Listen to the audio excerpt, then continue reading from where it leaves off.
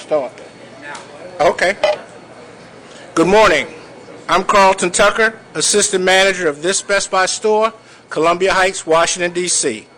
I'd like to thank and express the gratitude of all my Best Buy colleagues for allowing us to host this very important announcement today and extend a warm welcome to the Chairman of the Federal Communications Commission, Julius Genachowski, as well as the representatives here today from the Consumers Union and the Information Technology and Information Foundation.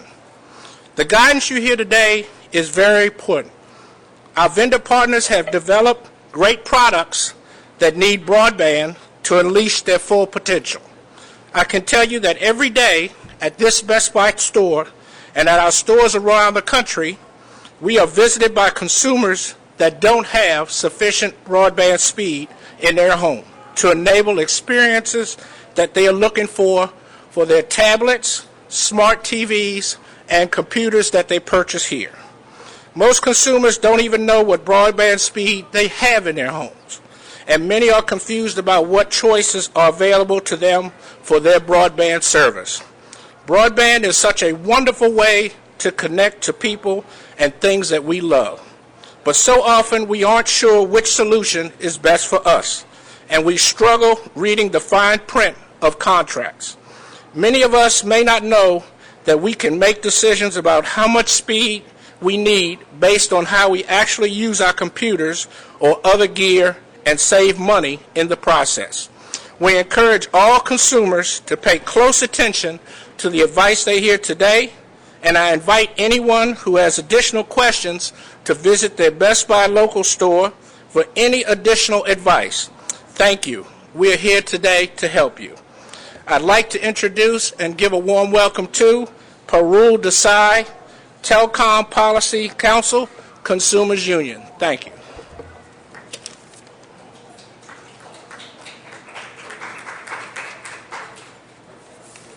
Good morning, and as was mentioned, I am with Consumers Union. We are the nonprofit publisher of Consumer Reports magazine, and thank you to the FCC and the chairman for inviting me out here today, this morning.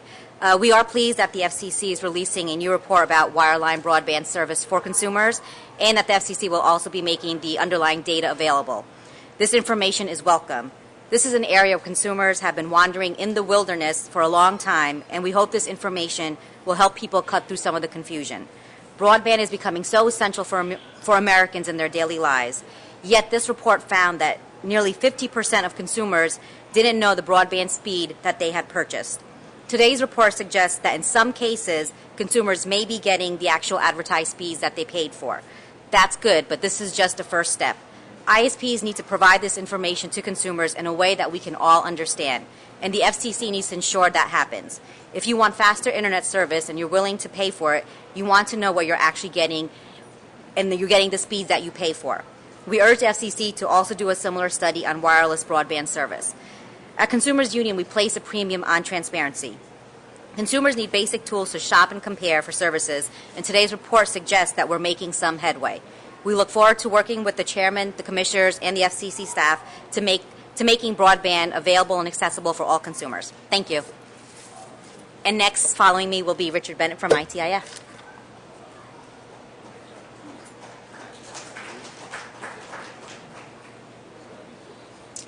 Hi, I'm Richard Bennett with the Information Technology and Innovation Foundation. The study that's being released today is, I think, a very impressive piece of work. Can you hear me? Okay. It's the most rigorous national study of actual measurement of broadband speeds that has been conducted, I think, worldwide.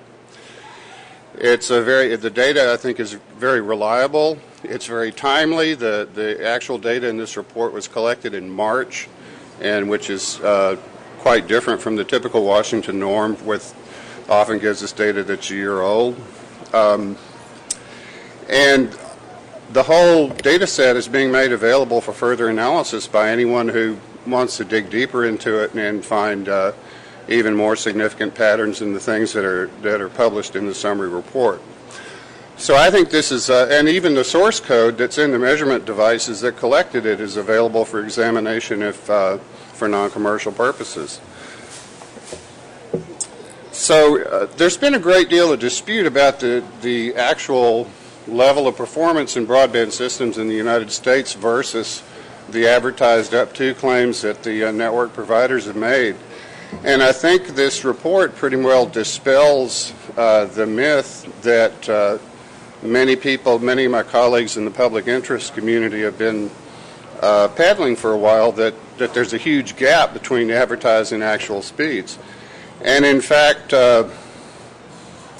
we do pretty well here, I think, in the United States. If a comparable set of studies is done worldwide, I'm pretty confident that we're going to rank, really high on the list in terms of the accuracy of the claims that our network operators make, and they can do that because they control their facilities.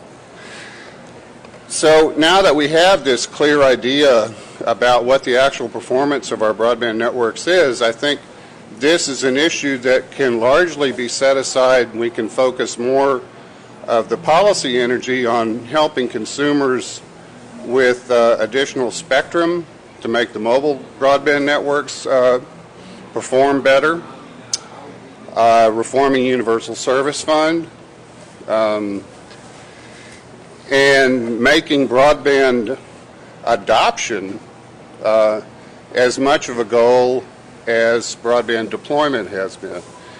And if I can just go off the reservation a little bit here, this is a time in which confidence in our government is not incredibly high across the country.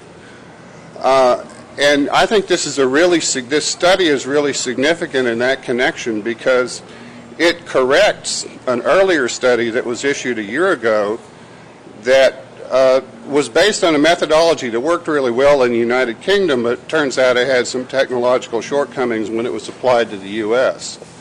And so we have this improved report, this improved set of measurements, largely because of the FCC's commitment to rigorous good data and the success of a multi-stakeholder approach in which the network service providers, the public interest community, academics, and the FCC staff all work together to remedy the shortcomings of that earlier study and give us something that is this rigorous, and I think we can all really be proud of that.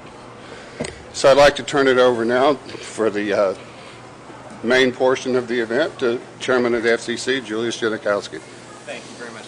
I really appreciate it. Well, thank you. Good morning and welcome to Best Buy. Some people think of the FCC as the government's geek squad, so I feel very much at home here.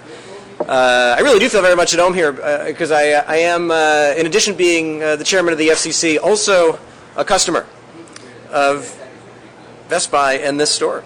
Parul Desai, thank you for participating in the important work that you do. Same to Richard Bennett.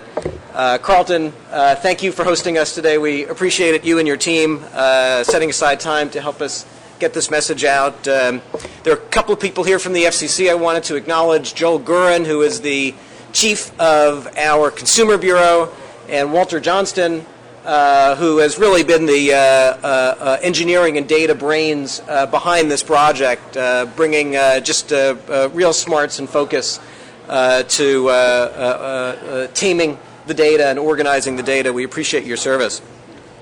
What we are focused on at the FCC is policies that will unleash innovation in communications and information technology so that we can grow our economy, bring benefits to all Americans, and enjoy the cool stuff around here. Sometimes people think of Best Buy and other stores with gadgets as toy stores for grown-ups. They're a lot more than that. Consumer electronics is a $190 billion industry that supports hundreds of thousands of jobs. More and more consumer electronics devices are broadband connected. In fact, if you eliminated broadband, a huge percentage of the devices in this store wouldn't work. The new generation of broadband-powered consumer electronics devices provide entertainment and much more. You can use a new tablet like this one to watch movies on Netflix and also to watch great lectures from MIT. A tablet can be a digital textbook empowering every student to learn at their own pace with personalized lessons. You can use your laptop to check your Facebook or Google Plus page, and also to have high-quality video conferencing for your business. You can use your smartphone to run apps like Twitter or Pandora, and also to run your business when you're on the go. Broadband is also fueling innovative devices specifically designed to take advantage of the capabilities of broadband. So not just horizontal devices like tablets and smartphones and laptops that can be used for a variety of applications, but also vertical specific applications like cutting-edge medical devices, wired and wireless that use broadband to monitor conditions like heart disease or diabetes around the clock, identifying symptoms before they become big problems. Broadband powers smart grid technologies that can save consumers money on their energy and help us achieve energy independence. Bottom line, broadband and these devices are changing almost every aspect of our lives. It's why it's so important that we free up more spectrum, the public's airwaves, to meet exploding consumer demand for wireless broadband. One of the most effective ways to do that is a market-based solution known as voluntary incentive auctions. The solution, which I'm optimistic about and which has broad bipartisan support on the Hill, from throughout the broadband economy and from a cross-section of the nation's leading economists, will bring new spectrum to the market, money to the Treasury, billions of dollars, and will help solve growing challenges like data congestion and dropped connections. The spectrum gap isn't the only one we need to close. We need to tackle the broadband deployment gap. While the overwhelming majority of Americans can get broadband where they live, more than 20 million Americans still can't.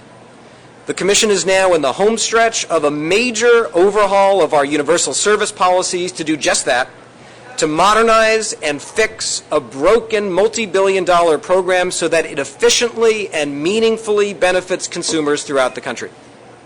While broadband is physically available to most Americans, roughly one-third of Americans are still unconnected. That's nearly 100 million Americans who are being bypassed by the benefits of broadband. This is the Broadband Adoption Gap. The FCC is working with a broad array of stakeholders to help these Americans subscribe to broadband. And while there's a flood of information to help consumers pick the right computer or gadget, when it comes to picking the service, the connectivity service that brings these devices to life, consumers are largely flying blind. 80% of consumers don't know what speed they subscribe to. If you check your monthly broadband bill for specifics about the speed of your service, there's a good chance you won't find that information there. And if you did, it might not be in language that you understand. How many people know what a megabit really is? And then there are questions about whether or not consumers get what they pay for. During the FCC's development of the National Broadband Plan, we reported evidence from 2009 that actual broadband speeds significantly lagged advertised speeds. And that's why, as part of the FCC's consumer empowerment agenda, we've been working to arm consumers with information to help them make smart choices about the broadband service that's right for them. One thing we did was develop a broadband speed test app, which allows consumers to click a button on their computers or smartphones and get a sense of how fast their wired or wireless broadband service is. American consumers have run more than 1 million of these speed tests, which shows the demand for consumer information about broadband service quality. Working with NTIA at the Commerce Department, we helped create a national broadband map, which consumers can use to find out what services are available in their communities at what speeds. The map is still in beta, but we've gotten feedback so far from more than 37,000 visitors, feedback that will help update and improve the map. We're promoting greater transparency about communication services, both for broadband and for telephone, where we're exposing the problem of mystery fees as well as giving consumers tools to avoid overage charges, which is commonly called bill shock. Today we take another important step to empower broadband consumers. I'm proud to announce the release of the most comprehensive and rigorous assessment ever of broadband performance in the United States. 13 of the nation's largest internet service providers, representing more than 86% of all wireline broadband subscribers, took part in the study.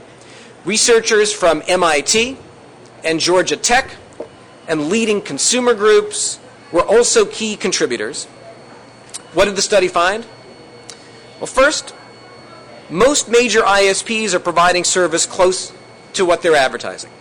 This represents a significant improvement over the findings from 2 years ago when we first shined a light on this issue. We also found that while there are some differences between technologies, DSL, cable, and fiber to the home are all delivering quality service generally consistent with what they advertise. Another finding was that during peak hours, 7 to 11 p.m., broadband performance generally decreases somewhat, though most services still provide actual speeds that are 80 to 90% of advertised speeds or better.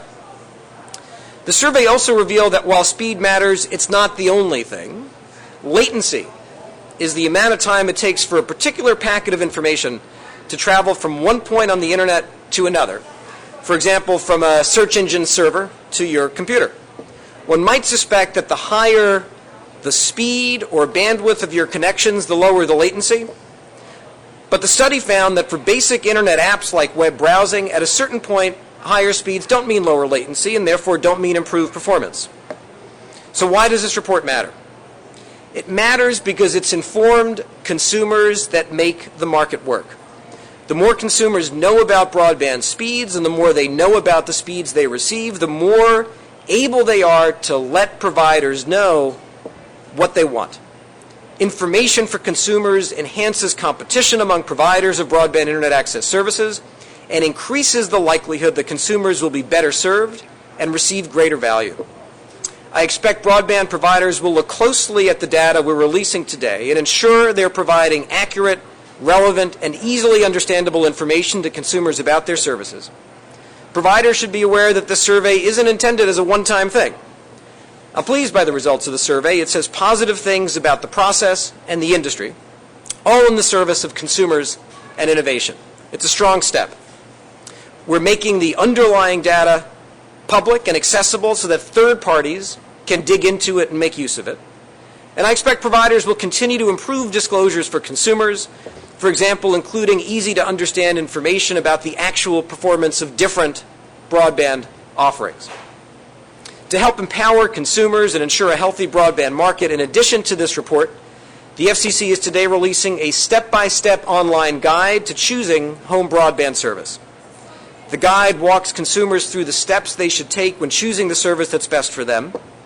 We also encourage broadband subscribers to check their bills, make sure they know what services they have, make sure it matches what they need. The guide translates this stuff into plain English. For example, if you read the guide, you'll know that megabits per second measures how much data your connection can download or upload per second.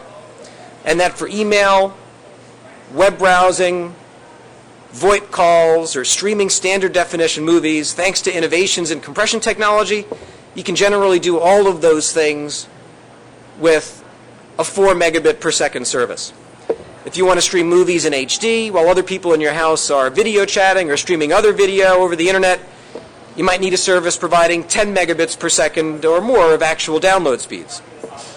Many consumers may require even more bandwidth. For example, you may be a graduate student or a scientist or have a job working on intensely collaborative projects with a number of others and very large amounts of rich data. And as the past decade has taught us, if you give America's incredible apps developers more bandwidth, they'll harness it to create valuable and indeed unimaginable new services that will create demand for faster connections. In fact, I expect developers to use the unprecedented information we released today about broadband network performance to create new applications and online services. For consumers, choosing the right broadband service can be a daunting task. Today, it gets a little bit easier. I look forward to working with consumer groups, with apps developers, with broadband providers to make sure all Americans are informed and empowered to fully enjoy the benefits of broadband. Thank you very much, Carlton. I appreciate it.